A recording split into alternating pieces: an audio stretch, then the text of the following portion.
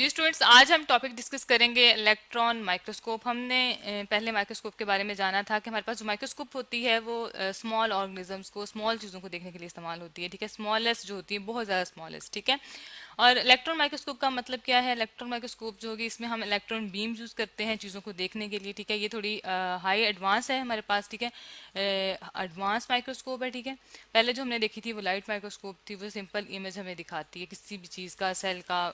ठीक है, तो इलेक्ट्रॉन माइक्रोस्कोप की हमें ज़रूरत क्यों पड़ी?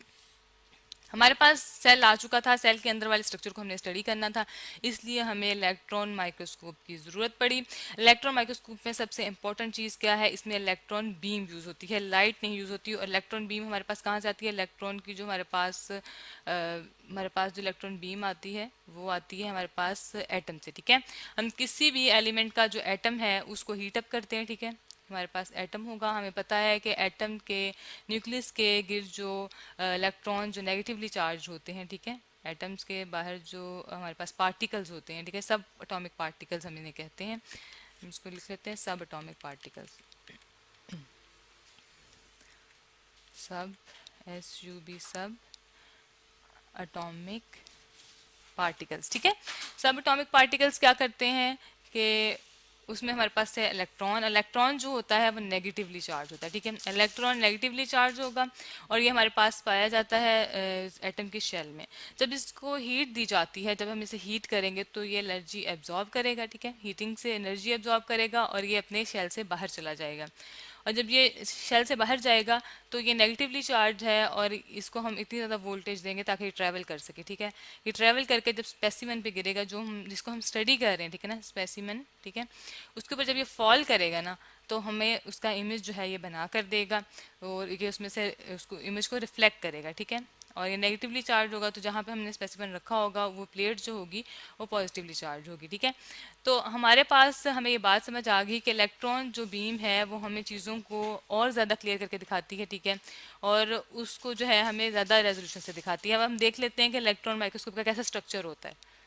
जी, ये जो आपको डायग्राम नज़र आ रही है हमारे पास इलेक्ट्रॉन माइक्रोस्कोप की डायग्राम है। ठीक है, इलेक्ट्रॉन माइक्रोस्कोप की, जनरल इलेक्ट्रॉन माइक्रोस्कोप की डायग्राम है। ठीक है, ये इतनी बड़ी होती है, स्मॉल नहीं होती। जैसे कि हमने लाइट माइक्रोस्कोप देखी थी वो स्मॉल थी। ठीक है, इलेक्ट्रॉन माइक्रोस्कोप होती है। ठीक है, इसको ऑपरेट करना काफ़ी टफ होता है। और ये हमें जो हमारे पास जितने भी ये हमारे पास स्पेसिमेन आते हैं वो मीन कि इतना छोटा कर देते हैं, इसको मिलीमीटर्स में काउंट करते हैं। मीन कि अगर हम ये कहें कि हमारे पास कोई हम यहाँ साइज लिख लें कि 0.2 नैनोमीटर की जो चीज़ है वो हमें अगर ये दिखा सकते हैं।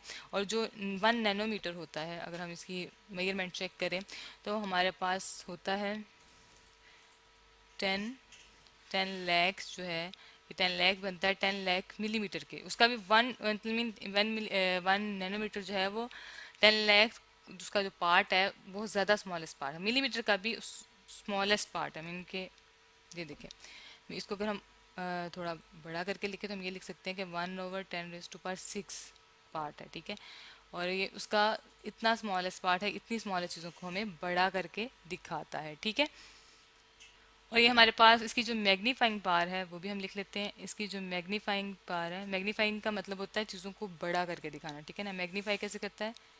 मैग्नीफाइंग। ठीक है, मैग्नीफाई करता है ये 250,000, ये कि बहुत ज़्यादा है। ठीक है, मैग्नी बड़ा करके दिखाता है और इसकी रेजोल्यूशन भी अच्छी होती है। रेजोल्यूशन का मतलब है कि क्लैरिटी से दिखाता है। ठीक है, इसके बाद इसको हम मोस्टली सेल और सेल के ऑर्गेनेलिज स्टडी करने के लिए इस्तेमाल करते हैं। ठीक है, तो हम इसका जो वर्किंग पाथवे वो भी स्टडी कर लेते हैं। ये हमारे पास डायग्राम आ गई है। हम देख रहे हैं हमारे पास जो सबसे पहले इलेक्ट्रॉन गन होगी जिसमें से हमारे पास इलेक्ट्रॉन निकलेंगे। ठीक है, इलेक्ट्रॉन यहाँ से हीट किए जाएंगे। ठीक है, हीट से वो एटम के लास्ट शेल से जो है वो हीटअप होकर जो है वो शेल को छोड़ देंगे, फिर वो आगे हमारे पास एनोड होगा। ठीक है, हमारे पास जब एनोड होता है वो पॉजिटिवली चार्ज होता है, तो जब नेगेटिवली चार्ज जो है इस पॉजिटिवली चार्ज पे जब आके गिरते हैं तो यहाँ पर हमने कंडेंसर लगाया होता है। कंडेंसर क्या करता है? इन जो हमारे पास इलेक्ट्रॉन बीम आई है उसको कंडेंस करता है, मीन एक जगह फोकस करता है। ठीक है, अब कंडेंस का मतलब होता है ये नहीं कि उसको गाढ़ा कर देगा, इसका मतलब है कि उसको फोकस कर देगा। ठीक है, एक जगह पर वो सारी जो बीम है फोकस हो जाएगी। ये देखिए आपको नजर आ रही है, ये एक पॉइंट पे फोकस हो रही है। ठीक है, इस पॉइंट पे जब ये फोकस होगी, यहाँ पर हमने अपना स्पेसिमेन रखा हुआ है। स्पेसिमेन जो होगा होगा वो हमारे पास कोई भी हो सकता है, कोई सेल हो सकता है, कोई ऑर्गेनेल हो सकता है। वहाँ पर जब हमारे पास लाइट या हमारे पास इलेक्ट्रॉन फॉल करेंगे तो वो यहाँ वहाँ से क्या होंगे, रिफ्लेक्ट होंगे। ठीक है, अब जब हमारे पास वो वहाँ से रिफ्लेक्ट होंगे तो वो आगे हमारे पास लेंसेज लगे हुए हैं, 3 तरह के लेंसेज हैं, इनको हमने लेंस 1, लेंस 2 और लेंस 3 कहते हैं। ठीक है, ये क्या करते हैं, पहले वाले में ये फोकस होता है। ठीक है, यहाँ पर ये इनलार्ज हो रहा है, आपको नजर आ रहा है, यहाँ पे इनलार्ज होगा, फिर दोबारा से जो लेंस 3 है इसको और इनलार्ज कर देगा, बड़ा कर देगा, मैग्नीफाइंग कर रहा है। ये देखिए यहाँ पे मैग्निफिकेशन हो रही है। ठीक है, मैग्नीफाई कर रहा है। ठीक है, और फ्लोरेसेंट स्क्रीन होती है जहां पर लाइट पड़ती है तो कलर लाइट पड़ती है। ठीक है ना, तो लाइट पे उसके इमेज मौजूद होता है। और फोटोग्राफिक फिल्म जो है इससे आगे लगी होती है, यहाँ हम लिख लेते हैं फोटोग्राफिक फिल्म। फोटोग्राफिक फिल्म होती है। ठीक है, जिसके ऊपर फिर हमारे पास इमेज जो है वो बनता हुआ हमें नजर आता है और हम उसे देख सकते हैं। ठीक है, अब हमारे पास क्या होता है, इलेक्ट्रॉन माइक्रोस्कोप की बायोलॉजिस्ट ने 2 टाइप्स बनाई हैं। ठीक है, एक को हम कहते हैं ट्रांसमिशन इलेक्ट्रॉन माइक्रोस्कोप।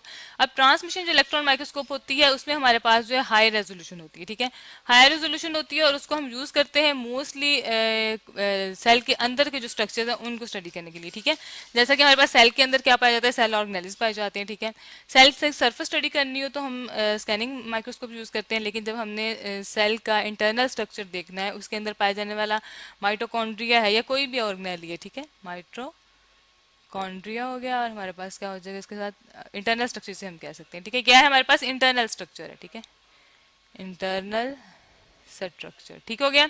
अब इंटरनल स्ट्रक्चर जो होगा इसके, अब हमारे पास माइटोकॉन्ड्रिया के अंदर भी स्ट्रक्चर है, हम उसको अगर स्टडी करना चाहते हैं तो हमें उसको और फोकस करना है।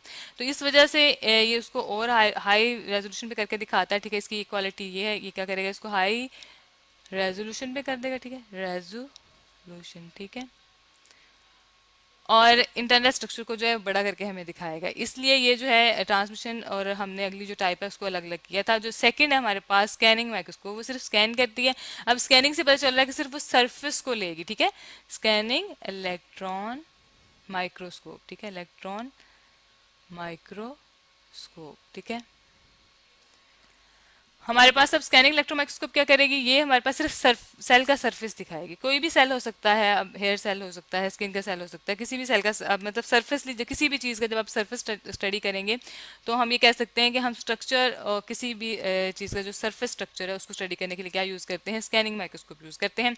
इसकी एग्जाम्पल हमारे पास क्या आ जाती है, सेल मेम्ब्रेन आ जाती है। ठीक है, सेल मेम्ब्रेन जो है वो सेल की आउटर कवरिंग होती है, तो उसको अगर हम देखना चाहते हैं कि वो कैसी है, तो उसका कैसा स्ट्रक्चर है, तो वो हम सेल की सरफेस है ना, तो उसको हम देखेंगे स्कैनिंग माइक्रोस्कोप से। ठीक है, तो हमारे पास इलेक्ट्रॉन माइक्रोस्कोप की 2 टाइप्स आ गई है, जिसमें हमारे पास ट्रांसमिशन इलेक्ट्रॉन माइक्रोस्कोप है, दूसरी हमारे पास स्कैनिंग माइक्रोस्कोप है। ठीक है, ट्रांसमिशन जो है वो हाई रेजोल्यूशन करके दिखाती है। ठीक है, और इसके अंदर हम सेल के अंदर पाए जाने वाले जो सेल ऑर्गेनेलिज हैं, ठीक है, सेल ऑर्गेनेलिज हम लिख लेते हैं, और गेनेलिज उनको स्टडी करते हैं। और जो हमारे पास स्कैनिंग माइक्रोस्कोप है सिर्फ सेल की सरफेस को स्टडी करने के लिए इस्तेमाल की जाती है। ठीक है, और आज हमने जो देखा है इलेक्ट्रॉन माइक्रोस्कोप का डिफरेंस के, इसके अंदर हमारे पास इलेक्ट्रॉन गन से इलेक्ट्रॉन्स जो हैं बीम आती है और वो किस तरह फोकस करती है, लाइट को मीन जो हमारे इलेक्ट्रॉन से बीम निकलती है वो किस तरह फोकस करती है, इमेज को बड़ा कितना लार्ज करती है, इसकी जो रेजोल्यूशन है बहुत ज़्यादा है। और इलेक्ट्रॉन माइक्रोस्कोप जो एडवांस है, और इसमें जो मेथड है वो हम इलेक्ट्रॉन बीम यूज़ करते हैं जो कि रिफ्लेक्ट होकर हमें इमेज देता है। इलेक्ट्रॉन माइक्रोस्कोप जो है ये एडवांस टेक्नोलॉजी है, और इसलिए मॉलिक्यूलर बायोलॉजी में और सेल बायोलॉजी में इसकी वजह से बहुत ज़्यादा रेवोल्यूशन आया है।